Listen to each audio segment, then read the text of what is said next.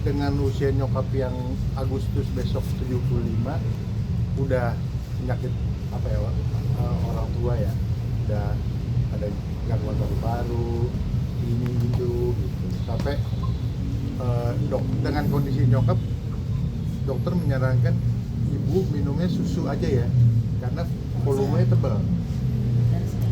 Enggak, karena kalau minum air putih riskan masuk ke saluran pernapasan itu udah diarahin. Akhirnya kita supply Beer Brand. Nah, udah sering juga keselak air putih gitu. Karena nyokap orang apoteker disiplin minum obat harus pakai air putih. Nah, dengan kondisi nyokap yang udah sudah bicara, kalau manggil anaknya minta tolong tepuk tangan gitu.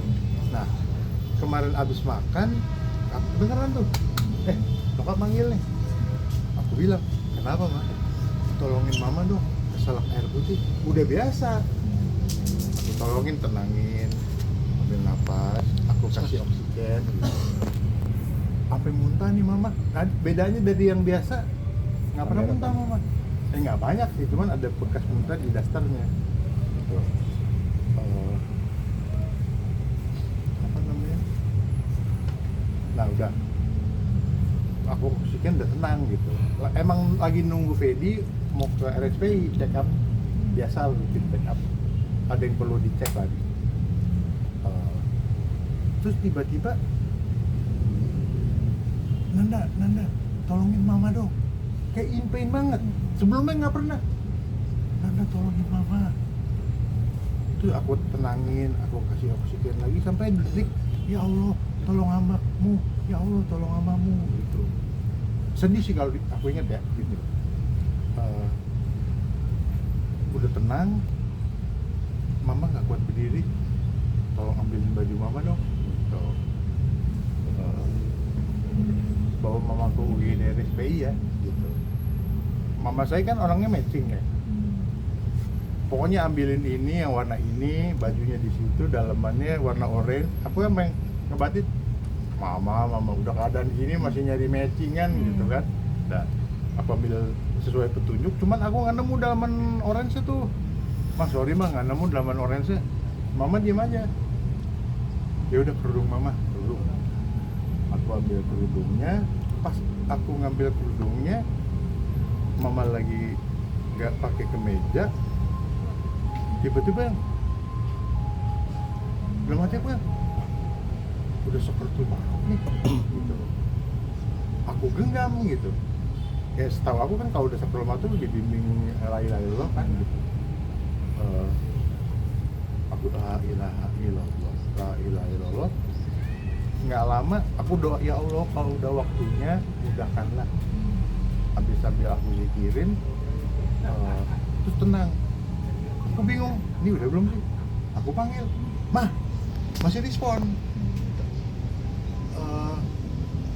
Kelihatan otot-otot mukanya masih gitu. Terus aku ngobatin, mau masih ada nggak sih? Entah bener atau halu, rasanya masih, cuman badannya udah nggak berfungsi gitu. Nah, daripada aku gila, aku pikirin lagi gitu. La ilaha illallah, terus aku, ma, I love you ma, I'm sorry for all my mistake. Gak lama, udah semudah. Alhamdulillah. Om maaf, sebelumnya emang sakitnya udah lama atau? Jadi pas bulan puasa kemarin, mama batuk agak lama emang, nggak sembuh-sembuh. Kita, kok batuk mama nggak sembuh-sembuh ya? Nah, dari batuk itu, mama ngomongnya susah, gitu kayak mau ngomong susah, sampai kayak butuh effort banyak, sampai kayak orang sesek gitu. Nah dari situ mulai ke dokter check up. Dari di diagnos pertama lumpuh pita suara sebelah. Kita nanya penyebabnya apa dok? Kalau nggak dari jantung, paru-paru. Jantung aman, paru-paru terdeteksi pernah ada infeksi. Dicek segala macam, ternyata mama pernah paru-paru basah. Kita nggak tahu, mama juga nggak merasa pernah sakit. Logika aku, oh mungkin pas yang bulan puasa itu kali batuk nggak kelar. Mama juga nggak ngeluh. cuma minum obat batuk OBH aja tiap hari. Nah di situ udah berlanjut inu keluhan ini gitu. Singkat cerita, jadi kakaknya mama baru berpulang 63 hari yang lalu. Mereka dekat banget kayak anak kembar gitu. Dan dua atau namanya Tante Nini, kita manggilnya Mani. 2 atau 3 hari yang lalu aku lagi ngobrol sama mama, mama mirip Manin. Iya, mama ngaca juga, mirip Nini aku. Ya. Itu udah viral tuh. Mama mau pulang juga nyusul Manin. Tapi ngebatin aja gitu. Bener. Nyusul. Berarti emang almarhumah nggak pernah cerita kalau lagi sakit atau apa sebelumnya? Enggak, mama tuh tough banget. Nggak pernah sakit aja. Mama orang yang nggak pernah sakit, tapi sekalinya sakit tuh yang parah, yang angkat rahim, ada mium, yang level-level gitu, cuman yang kayak flu gitu mah nggak. Yang cemen-cemen tuh nggak pernah lah. Sekali sakit baru yang serius gitu. Nah yang ini nggak bisa dibilang mohon maaf, nggak ada yang serius. Dan dokter pun dengan keluar, saya nggak nafsu makan dok. Dokter pun iya, ibu kan udah lansia ya. Kalau nggak bisa makannya dikit-dikit aja per 2 jam gitu. Dan ngikutin lah arah dokter itu. Jadi kalau meninggalnya mengapa ya udah kadarullah kan. Cuman yang membuat beliau pulang itu keselak air putih. Di situ momen yang udah sering juga, yang udah minta tolongin ya Allah, udah waktunya. Mas berarti saat berpulang hanya didampingi Mas saja di samping atau gimana? Ada aku jujur ada panik momen kan, karena janjian sama Fedi mau ke RSPI. Pet, lo di mana sih Pet?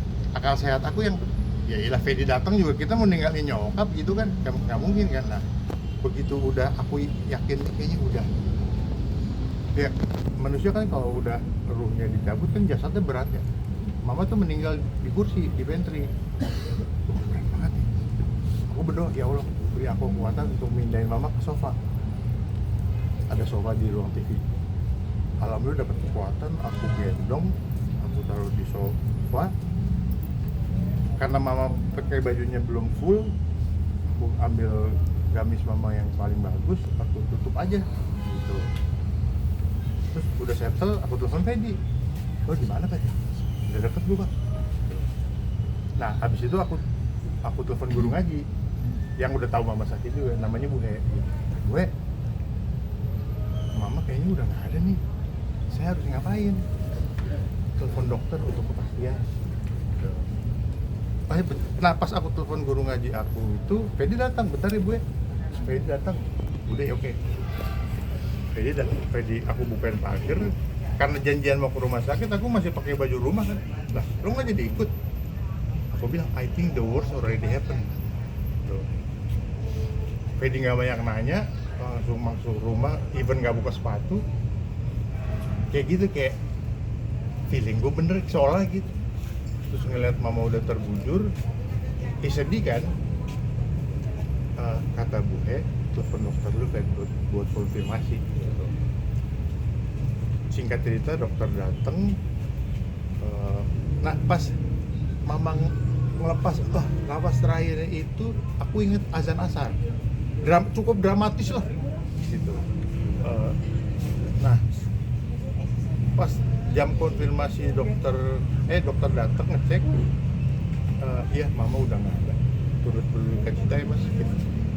Itu terhitungnya jam formal kepastian dokter 15.53, jam 3.53. Ada wasiat atau wejangan buat anak-anaknya nggak yang selalu teringat gitu bagi om dan adik-adik gitu?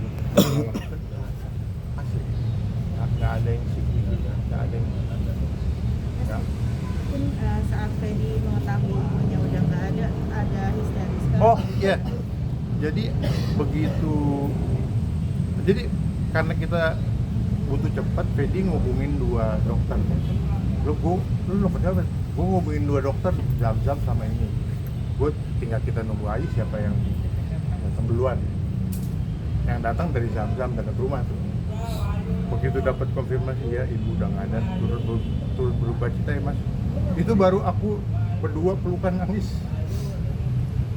Nah, kakak masih kerja, kita kan 3 bersaudara. Nah, AA Uti, aku, Peggy Bontot.